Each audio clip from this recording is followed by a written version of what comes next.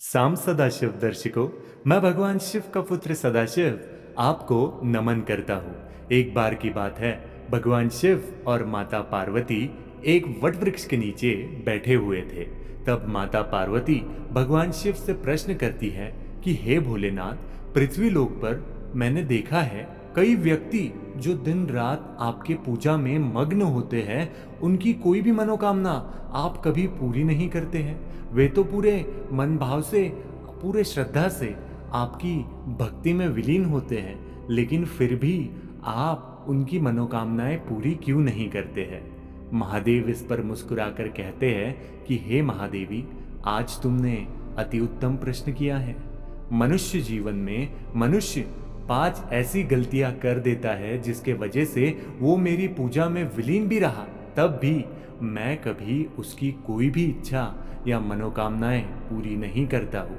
ऐसा सुनते ही माता पार्वती भगवान शिव से प्रश्न करती है कि आखिर ऐसी वो कौन सी 5 बातें हैं जिसका पालन मनुष्य नहीं करता है, इसलिए आप उसकी मनोकामनाएं पूरी नहीं करती। क्या आप मुझे ये बता सकते हैं महादेव?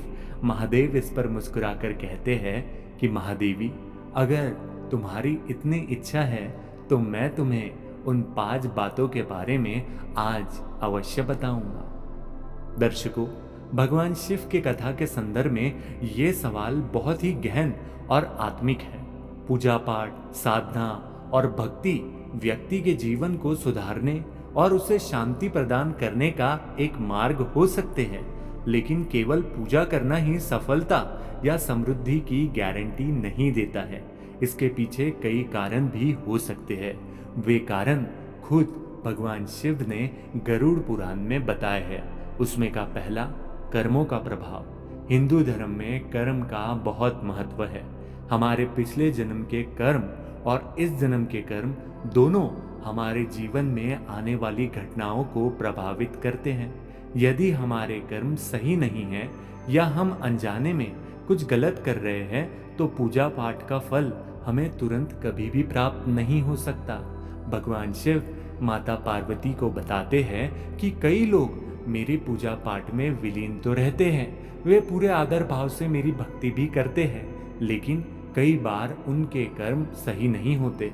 वे दूसरों को तकलीफ देते हैं। जिस जानवर को उन्हें नहीं खाना चाहिए उसे अपना भोजन मान लेते हैं और उसके बाद में मेरे व्रत करते हैं, मेरे पास आते हैं, मेरे गुणगान गाते हैं, लेकिन ऐसे व्यक्ति की मैं मनोकामनाएं कभी भी पूरी नहीं कर सकता, क्योंकि कर्मों का प्रभाव सच्चा होना चाहिए।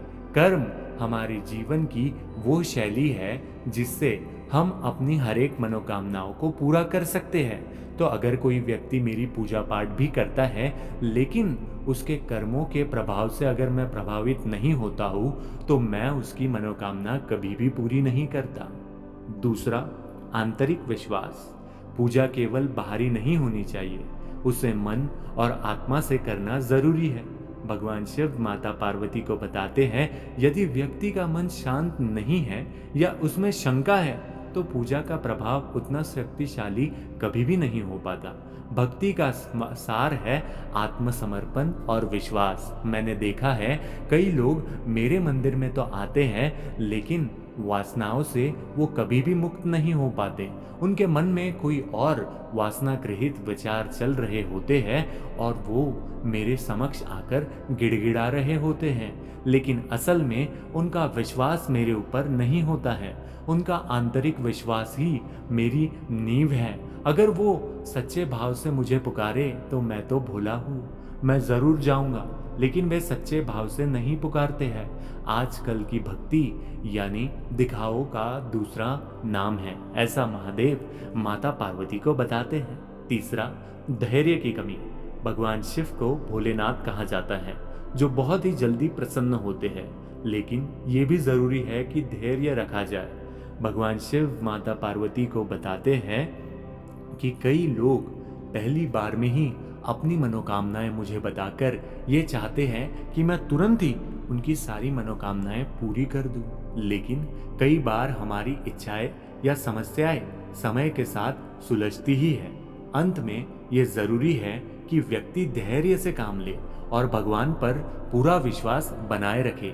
लेकिन आजकल के जो भक्त गण हैं उनमें विश्वास की कमी रहने के साथ साथ धैर्य की भी कमी है। वे कभी भी धैर्य नहीं रखते हैं और ना ही वो किसी को अपने मनोकामनाओं के बारे में बताते हैं। उन्हें लगता है कि मेरी मनोकामना तो भगवान शिव स्वयं पूरी करेंगे, लेकिन उसके लिए उन्हें अपनी मनोकामनाओं पर विश्वास रखना जरूरी है, धैर्य रखना जरूरी है। भगवान शिव आगे माता पार्वती को बताते हैं कि चौथा है प्रकृति और संयोग। कभी कभी समस्याएं या समृद्धि का अभाव जीवन के उतार चढ़ाव का हिस्सा होती ही है। भगवान शिव को विनाशक कहा जाता है, लेकिन वो विनाश के बाद पुनरुत्थान करने के प्रतीक भी है। ये जीवन के नए चरणों को शुरू करने के संकेत हो सकते हैं।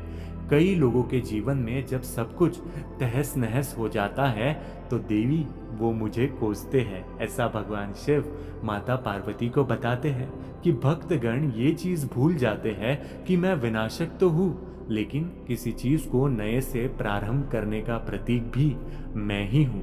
जब उसके जीवन में मैं हर एक मनोकामना का विनाश कर देता हूँ तो उसके जीवन में मैं नए मनोकामनाओं की बीजे बोने की कहानी रच रहा होता हूँ। लेकिन उसी समय उसका विश्वास मेरे से उठ जाता है और मैं इसीलिए उसके किसी भी मनोकामनाओं को पूरा नहीं कर पाता।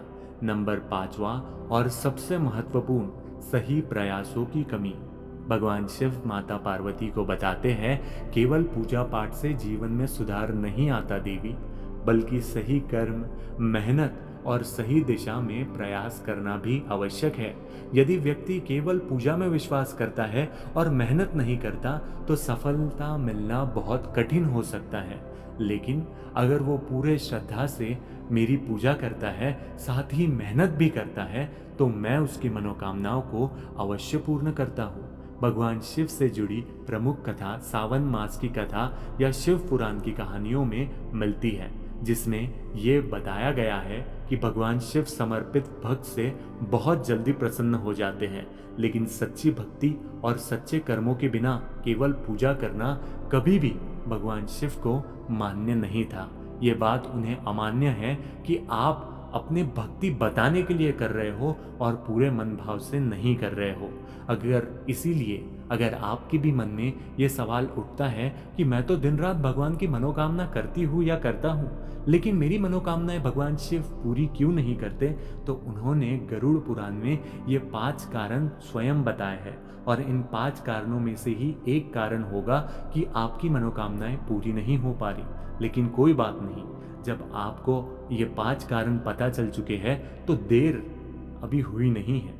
आप अपने आप में सुधार लाइए, अपनी मनोकामनाओं में विश्वास रखिए, दृढ़ निश्चय लीजिए और देखिए कि कैसे आपकी हर एक मनोकामना पूरी होती है। हर हर महादेव, साम सदाशिव।